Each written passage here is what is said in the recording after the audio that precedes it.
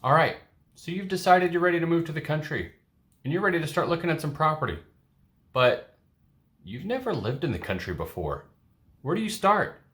Stick around and watch this video and learn my top 5 tips of things to consider before you move to the country and before you make a big mistake. Hello, my name is Ben with Maple Hill Homestead, and congratulations, you've decided to move to the country. That's great. And you're even watching videos on YouTube to educate yourself. Even better. Still haven't decided if you're ready to look at and buy property in the country? Go watch this video first, and I promise you will make your dream of moving to the country a reality. Leaving the city and moving to the country doesn't have to be a goal so far out into the future that you lose all motivation. However, it doesn't hurt to do a bit of planning before you jump into the deep end. I'm now going to share the top 5 things that you should consider before buying property in the country. The first thing you should consider before you go and make an offer on a piece of country property is your budget. Okay, I'm setting you up with an easy one here. However, this step's really important. Don't go falling in love with 100 acres of pristine land that you can't afford today. Sit down and figure out what the top end of your budget is, and don't be discouraged with the number that you come up with. There are great opportunities in the country for virtually any price range. Depending on where you're moving from and where you're moving to, you'd be surprised what you can afford in the country.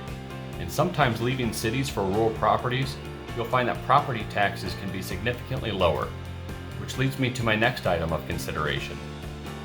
Set some geographic boundaries. There's no sense in getting all excited about a piece of property if it doesn't work for all family members. Communication is key, meaning that the property you select or your boundaries that you set should work for all family members.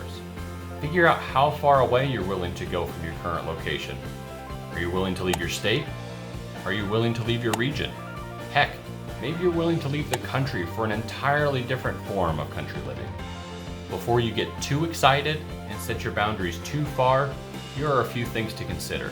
Perhaps you are still going to rely on employment that requires you to commute to a city. That's okay.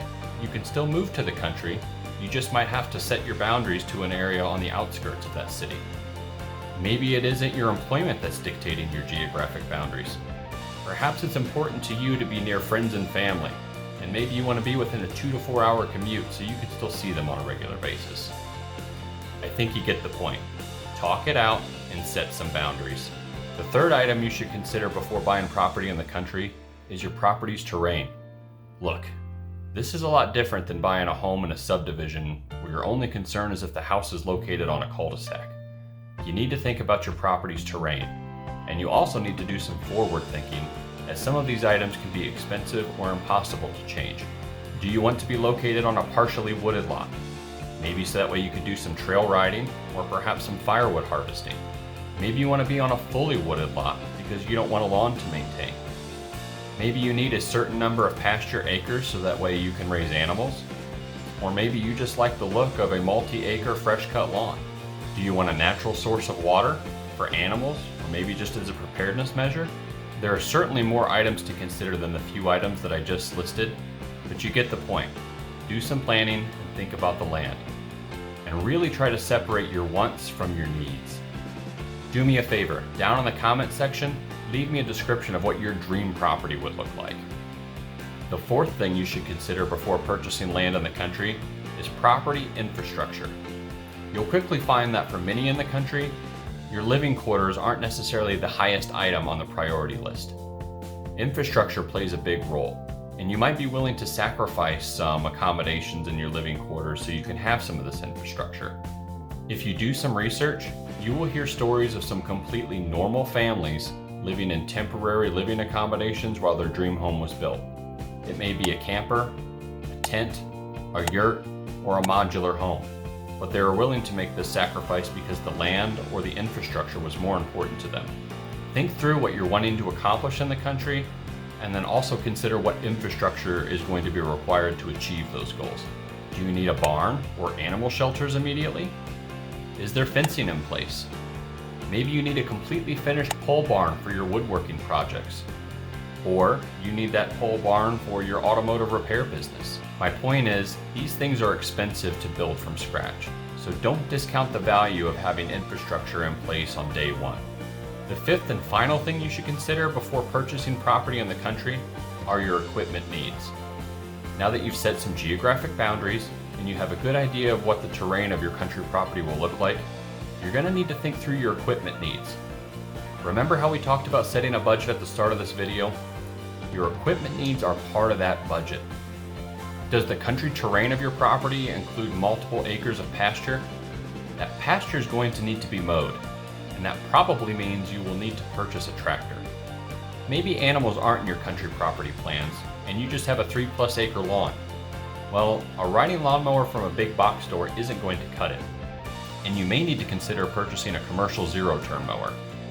Maybe you're the family that has selected a wooded lot, or just have a lot of trees on your country property terrain. Well, trees blow down in storms, and you're going to need a large chainsaw to take care of those blowdowns. Look, I thought I had a lot of tools before we moved, but within just 1 month of living in the country, I realized that I severely underestimated the number of tools and engines that it would take to keep things running smoothly out here. There is so much more to talk about, but the purpose of this video is to get you to start thinking and planning. I want you to set you and your family up to succeed. If you enjoy planning and organization, by all means, go nuts with your planning. If you're the type of family that doesn't like to plan, then don't let these tips discourage you. Keep it simple and just do some basic planning. All of these steps can be as simple or as complex as you need them to be. The most important thing is that you are having fun while you are planning. You and your family are about to embark on a life-changing journey. I'm producing an entire series of videos for those like you who want to move to the country and achieve their goals. I also produce outdoor content and share our homesteading journey. If you like videos like this, please consider subscribing to our channel so that way you can remain inspired and achieve your goals. If you found any of the content in this video helpful, please click the like button, and thank you for watching. I hope to see you and your family in the country.